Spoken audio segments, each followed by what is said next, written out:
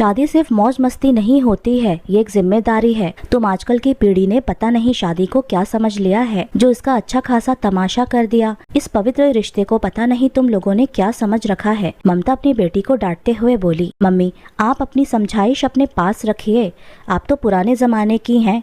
आपको क्या पता मेरी समीर के साथ बिल्कुल नहीं बन रही है और अब ना पहले जैसी बात रही है। मैं इस रिश्ते को अब यहीं रोकना चाहती हूँ, तो इसमें गलत क्या है। जीविशा भी कहाँ पीछे रहने वाली थी। हाँ बेटा, हम लोग भला क्यों समझेंगे, आखिर हमारी समझ में आती कहाँ है। हम तुम्हारी तरह मॉडर्न थोड़ी ना हैं, जो आज पति से भी जी भर गया तो रिश्ते बदलने की बात करें। शादी के बाद तुम्हें एहसास हो रहा है कि वो तुम्हारे टाइप का नहीं है, जबकि तुमने लव मैरिज करी है। ममता जी बोली, मम्मी आखिर गलती तो इंसान से ही होती है ना, मुझसे भी हो गई।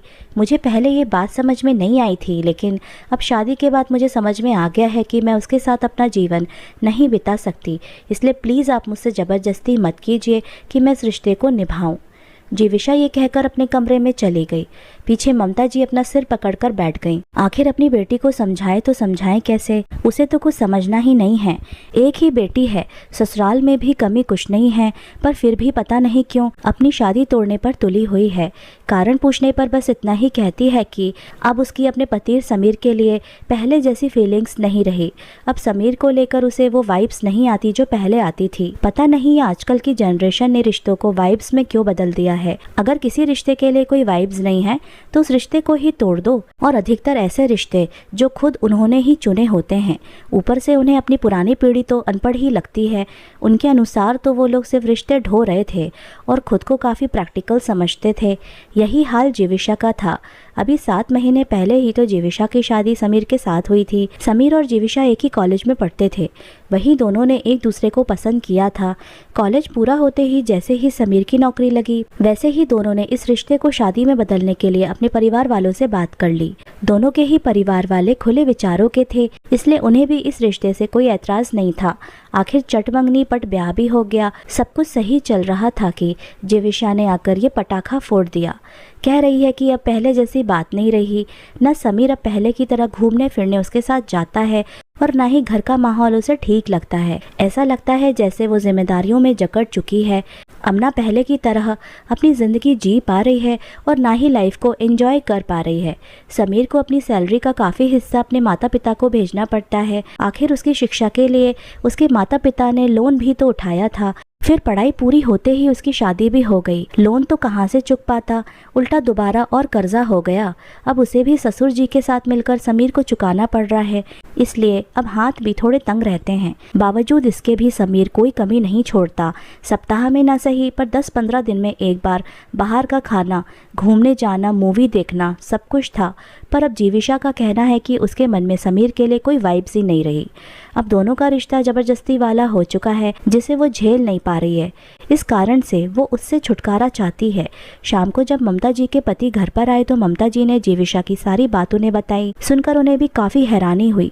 भला ये क्या बात हुई? कमी कुछ भी नहीं है, बस जिम्मेदारी नहीं लेना चाहती है, इसलिए बेवजह की बातें बना रही है। उन्होंने ममता जी से कहा, अच्छा इस मामले को मैं अब अपने हिसाब से हैंडल करूँगा, तुम कुछ मत कहना, बस मेरी हाँ में हाँ मिलाते जाना। आप ऐसा क्या करने वाले हो, मुझे भी तो बताओ, और फिर मैं क्यों ना बोलूँ। माँ हूँ उसकी, उसे समझाना मेरा फ़र्ज़ है। ममता जी के सवालों को सुनकर उनके पति ने कहा, ये आजकल के बच्चे हैं, उन्हें उन्हीं की भाषा समझ में आती है। हम उसे जितना समझाएंगे वो नहीं समझेगी। बेहतर है हम भी अब प्रैक्टिकल होकर सोचें। पता नहीं क्या चल रहा है तुम्हारे मन में। ठीक है, मेरा क्या है, मैं भी हाँ में हाँ मिला दूंगी, कहकर ममता जी ने भी तसल्ली दी। अच्छा ठीक है, अब तुम खाना लगाओ, खाने की टेबल पर ही हम उससे बात करेंगे। पर एक बात बताओ, क्या उसने अपने ससुराल वालों या समीर से अभी तक इस बारे में कोई बात की है? मुझे तो नहीं लगता। ये तो अच्छी बात है, तो फिर ठीक है, तुम खाना लगाओ और उसे ज़रा आवाज़ दो। अब तो खाने की टेबल पर ही बात होगी। थोड़ी देर के बाद सब लोग साथ में खाना खाने बैठे, तब जीविशा से उन्होंने पूछा, बेटा मैंने सुना है कि तुम इस रिश्ते को ख़त्म करना चाहती हो।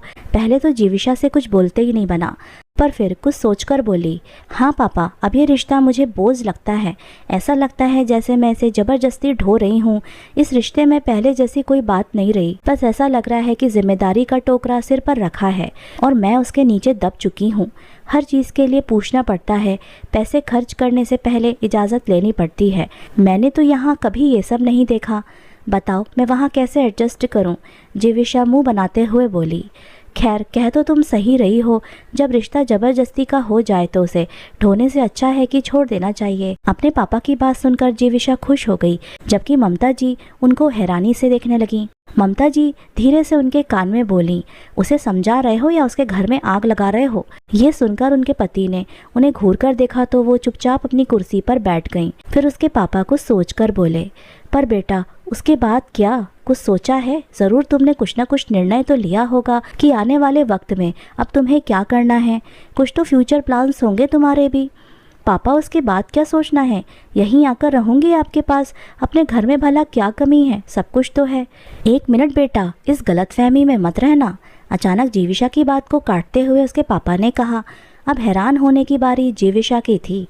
बेटा हमने तुम्हें पढ़ा लिखा दिया है, इस लायक बना दिया है कि तुम अब अपने पैरों पर खड़ी हो सको, अपने आप अपने जीवन के फैसले ले सको, अपना कैरियर बना सको।